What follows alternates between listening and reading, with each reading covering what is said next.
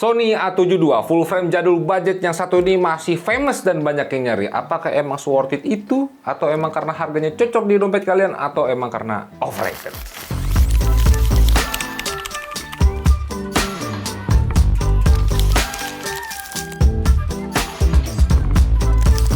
Selamat datang di channel ST Media di segmen Remas dengan gua Skavito. Di sini tempatnya kita bernostalgia sama kamera jadul. Mau dapat baru atau bekas itu tidak masalah. Yang penting kameranya udah lama rilisnya. Dan sebelumnya di sini gue pengen ucapin terima kasih dulu. Gue udah ngeliat semua komentar kalian, semua request kalian, semua insight kalian dari Sony A6000 kemarin. Gue udah bacain dan gue di situ tetap bakal usahain semua requestan kalian kalau emang gue bisa dapat kameranya. Dan di kali ini gue bisanya nge-provide si A72 ini buat dibahas di Remas ini. Full frame Sony A7 Mark II ini udah rilis dari 2014. Berarti umurnya itu sama kayak si Sony A6000 gitu ya. Dan masih sama juga, masih banyak yang lirik sampai sekarang. Tapi pertanyaan gue, apakah si A72 ini emang masih worth it itu di 2024 ini? Atau emang karena overrated aja? Atau emang karena tadi baik lagi, ini full frame yang harganya cocok di kantong kalian? Gue mau tahu juga pendapat kalian yang udah pernah pakai A72 ini yang udah lebih sepuh, silahkan komentar aja. Dan di sini note dulu, ini pertama kalinya gue nyobain Sony A72 ini buat keperluan review dan cuma seminggu nyobanya. Sebelum adanya keperluan review ini, gue clueless banget sama kamera ini. Kenapa gue butuh pendapat dari pengalaman kalian juga? Karena ngelihat komentar di review lain, di forum-forum gitu ya, ada aja yang ngalamin isu sama si A72 ini.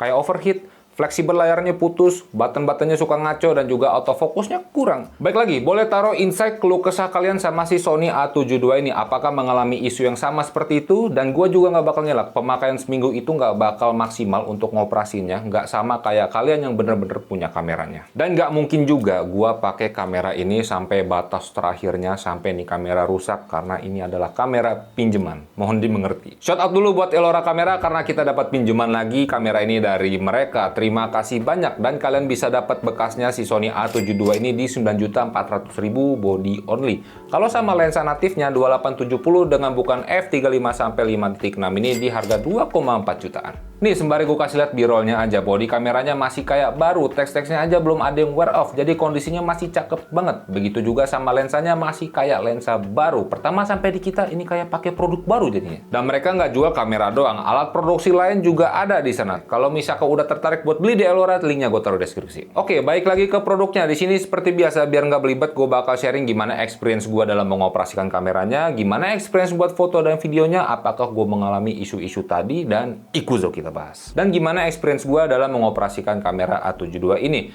Di sini dia masih pakai UI lamanya Sony. Buat gue pribadi masih ribet untuk dihafalin dan selalu gue mention ke kalian untuk manfaatin custom button sesuai workflow kalian masing-masing. Setelah kalian setting custom button, custom functionnya, UI yang lama tadi itu bukan jadi masalah lagi buat dipakai. Yang gue agak males di A72 ini, untuk settingan foto dan videonya itu kecampur jadi satu. Dia nggak punya pengaturan dedicated body terpisah untuk foto dan video. Baik lagi karena ini pengalaman pertama gue buat ngoperasin si A72 ini. Karena gue berekspektasi awalnya gue kira si A72 ini udah bisa dipisah settingan antara foto dan videonya. Ternyata belum. Emangnya sengaruh itu bang? Buat gue pribadi, iya. Gue harus rubah settingannya lagi untuk menyesuaikan dua penggunaan foto dan video tersebut. Contohnya kalau gue lagi pakai mode video, pakai S-Log misalnya, terus gue pindah ke mode foto, settingan S-Lognya itu ngikut ke apply ke mode foto. Kalau workflow lu hybrid, ngejar momen dan solo leveling, which means sendirian gitu ya kerjanya, itu pasti bikin stres. Ada satu cara buat ngakalinnya, dimana kalian bisa manfaatin fitur dialnya yang namanya itu adalah memory call yang bisa dipakai buat nyimpen settingan foto dan video secara berbeda. Tapi di sini penggunaannya itu agak kompleks karena di memory recall ini kameranya cuma nyimpen settingan terakhir yang kalian udah save di memory recallnya. Jadi setiap ada perubahan settingan kayak ngubah exposure, dia nggak ke auto save. Kalian harus save lagi settingan yang kalian udah rubah tadi itu secara manual berulang kali ke memory recallnya. Jadi analogi gampangnya, memory recall ini kayak lo main game tapi nggak ada fitur auto save-nya. Lo harus save semua progress lo itu secara manual. Semoga kalian paham maksud gua. Kalau nggak paham, tolong kalian yang bersedia buat mempersimpel penjelasan gue ini boleh komentar aja.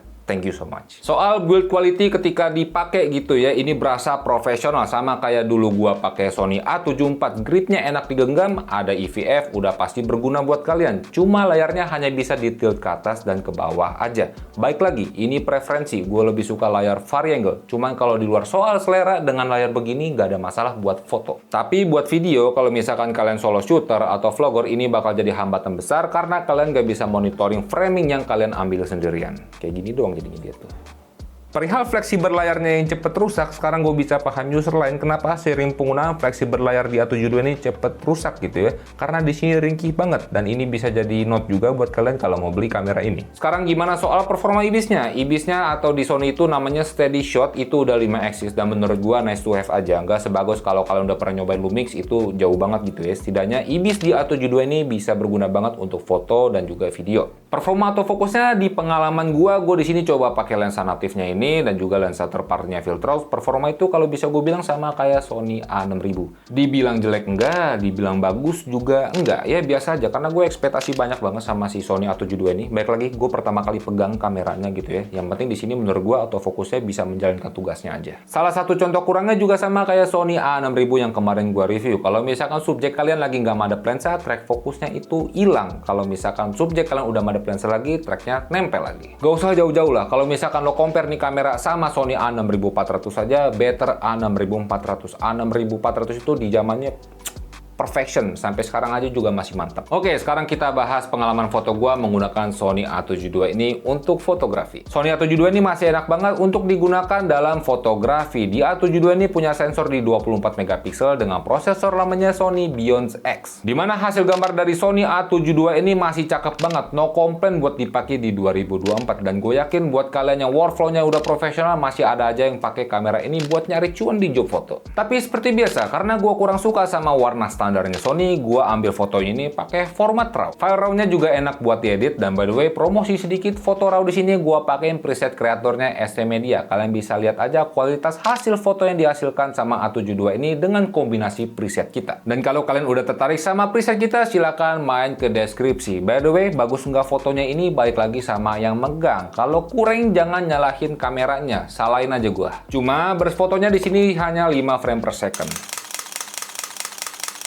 Lambat sekali gitu ya, jadi menurut gua kurang enak buat ambil foto sport atau subjek yang bergerak dengan cepat gitu ya. Tapi kalau misalkan kalian udah jago ya sebenarnya dapat aja momennya. It depends on the wielder. Ya nggak banyak yang bisa dibahas dari fotonya, tapi secara keseluruhan menurut gua kamera ini masih enak banget untuk digunakan fotografi. Kalau kalian punya pendapat berbeda gitu ya, silahkan komentar juga, tidak apa-apa. Sekarang gimana experience videonya si A72 ini? Ya sebenarnya gua berharap banyak sama A72 karena sebelumnya baik lagi gua belum pernah pegang, tapi setelah tahu menghancurkan harapanku. Dan baik lagi ini adalah preferensi, tapi kalau gua pribadi gua kurang suka sama warna standarnya Sony, tidak terkecuali di Sony A72 ini. Agak gimana gitu ya, kalau gua ngerekam muka orang aja kadang tone-nya shifting. Tapi kalau misalkan kalian suka sama warna standarnya si Sony A72 ini, ya udah bagus, good gitu ya, tidak akan dijudge juga sama yang lain. Dan meskipun si Sony A72 ini udah membawa picture profile yaitu S-Log 2, tapi karena kodek video yang dibawain itu cuma 8 bit, sangat limiting sekali untuk diedit. Apalagi buat yang nggak expertise, bukannya jadi bagus, malah jadi hancur nanti gambarnya. Dan ini dari pengalaman gua dan ST Media aja gitu ya. Kayaknya kalau mau pakai S-Log itu kodeknya harus pakai 10 bit, biar dieditnya itu bisa lebih leluasa. Karena data yang bisa diedit atau diproses sama nanti di software editing itu bisa lebih banyak. Karena dulu itu kita pernah pakai Sony A6400, pakai S-Log 2 juga sama, tapi kodek di A6400 itu maksimal di 8 bit doang, sama kayak si Sony A72 ini. Alhasil ketika diedit, ketika videonya tayang, kualitas gambarnya jadi kurang enak buat dilihat. Apalagi di situ kalian bisa lihat aja kita pakai lampu RGB, kalian bisa lihat gradasi di background yang kena cahaya dengan yang enggak itu jadi pixelate, sama tone warna airnya itu jadi pucet. Lo lihatnya itu bibir itu ya, padahal keadaannya aslinya tuh nggak kayak gitu. Tapi kalau misalkan kalian punya tips gimana maksimalin si S-Log 2 di A72 ini, boleh silakan komentar aja. Mohon maaf banget, gua nggak expertise di bagian editing. Untuk spek perekaman di Sony A72 ini sayangnya masih mentok di Full HD 60p doang. Udah out of date banget di 2024 dan di sini tidak ada fitur slow motion. Jadi kalian cuma bisa mainin slow motion dengan stretching pas ngedit pakai 60 fps-nya doang. Di Sony A72 ini udah ada port mic eksternal dan juga headset untuk monitoring. Jadi bisa kalian pakai untuk konten talking head atau buat interview juga bisa. Dan untuk maksimal perekaman si Sony A72 ini di 30 menit dan A72 ini masih pakai baterai lamanya Sony. Kita coba untuk rekam continue di Full HD 30 frame per second sampai durasi perekaman itu habis, baterainya ngurang dari 100% sampai sisa 54%. Berarti kalau hitungan kasar aja nih ya, per baterai itu bisa tahan 1 jam kurang lah buat rekam continue di Full HD 30 fps not ya, tapi ini tergantung kondisi sama baterai kalian juga sih. Dan by the way kita ngetes ini pakai baterai third party third party. Aduh, dari tadi gue ngulang mulu di situ ya. Dan ngelihat durasinya yang cukup boros, tetap gue bakal saranin ke kalian untuk beli spare baterai lagi, karena baterai third party ini juga udah murah-murah di sana.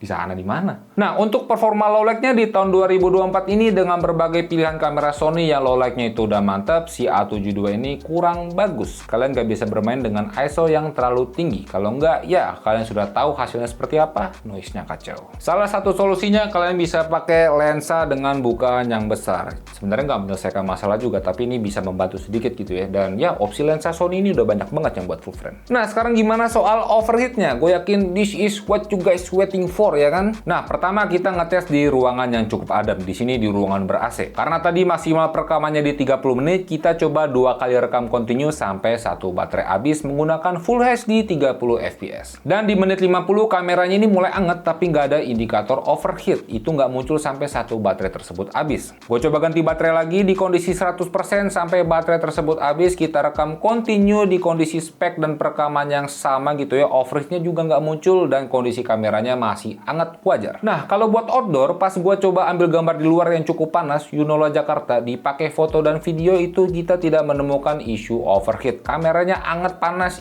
iya, tapi perlu di note, gua nggak setiap saat pakai kameranya. Kalau nggak gua pakai, ya gua matiin. Baik lagi, gua ngetes ini untuk casual use, untuk keperluan review aja, dan gua juga nggak mungkin ngetes ini sampai kameranya rusak. Ini kamera pinjeman, gua ulangin lagi gitu ya. Jadi kesimpulan gua di pengetesan gua yang 1 minggu ini, di unit A72 yang kita pegang, gua nggak mengalami isu overheat. Dan perlu diingat, ini kamera bekas. Overall, gimana kesan pertama gua sama si Sony A72 ini setelah gue cobain 1 minggu? Ya, experience sih nano-nano ya. Buat video menurut gua nggak banget buat dipakai. Tapi kalau untuk foto, gua masih bisa rekomendasiin kamera ini untuk kalian pakai. Ini kamera masih cukup worth it buat dipakai di 2024 terlepas spek videonya tadi. Tapi perlu diingat lagi, kalau misalkan kalian ranah kerjanya itu di fotografi sport atau banyak yang subjek atau objek bergerak, banyak pergerakan intinya gitu ya. Ingat, burst-nya ini cuma di 5 frame per second dong. Sama performa autofokusnya yang sekedar cukup aja. Takutnya jadi malah menghambat kalian. Buat video, ya kurang. Meskipun tadi ada S-Log, tapi penggunanya nggak leluasa karena kodeknya di 8 bit doang. Format perekamannya juga mentok di Full HD aja, nggak ada opsi 4K sama nggak ada slow-mo. Jujur aja dari aspek video, A72 ini udah sangat tertinggal buat dipakai di tahun 2024 ini. Dan 3 alasan besar menurut gue yang bikin kamera A72 ini masih bisa dipertimbangin di 2024. Yang pertama, opsi lensanya udah banyak banget yang buat full frame, mau third party, mau native, itu ada dari yang murah sampai yang mahal. Yang kedua, harganya budget buat kamera full frame dan juga udah punya IBIS atau steady shot yang udah bisa kepake banget baik foto dan video IBIS-nya. Yang lainnya secara general kayak layarnya cuma tilt doang, baterainya baterai lama, UI-nya juga masih pakai UI lama, sama settingan antara foto dan videonya itu nggak dibikin terpisah. Itu balik lagi ke preferensi penggunanya, bermasalah atau enggak sama hal tersebut. Kalau pendapat gue pribadi, kalau kalian emang nyari kamera dengan spek hybrid masih tetap pengen pakai Sony juga dan tidak bermasalah sama ukuran sensor, mending A6400 dibandingin A72 ini. Kenapa? Karena A6400 punya better autofocus, berfoto lebih kencang di 11 frame per second, udah ada 4K 30p, nggak ada limitasi recording, udah ada slow-mo 120p biarpun Full HD, dan juga udah ada S-Log 2. Kurangnya dia nggak punya IBIS dan juga audio jack monitoring. Kalau kalian punya pengalaman berbeda atau yang lebih expertise dari gua, silakan komentar aja. Ada koreksi buat gua juga, silakan komentar aja. Gua pasti bacain komentar kalian, baik insight, kritik, request apalagi itu udah otomatis gua bacain. Pokoknya bisa bikin hidup segmen ini selama-lamanya. Terima kasih banyak yang udah nonton sampai akhir. Sampai jumpa di video berikutnya. Adios, wagatomoyo.